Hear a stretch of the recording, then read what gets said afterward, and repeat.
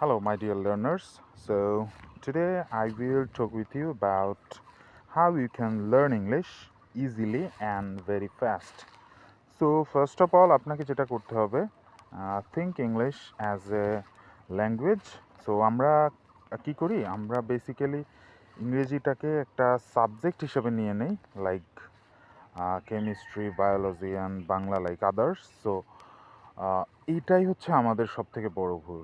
So think English as a language, like Bangla, like আরবি, like Hindi.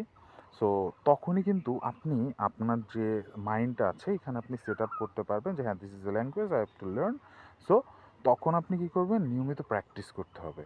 So প্র্যাকটিসের মাধ্যমে আপনি আস্তে আস্তে এই ল্যাঙ্গুয়েজটাকে আয়ত্ত করবেন, যেহেতু আপনি এই এনভায়রনমেন্টে বড় হচ্ছেন না বা এনভায়রনমেন্টে বড় হননি, এই জন্যই আপনাকে প্র্যাকটিস করতে হবে। ঠিক আছে?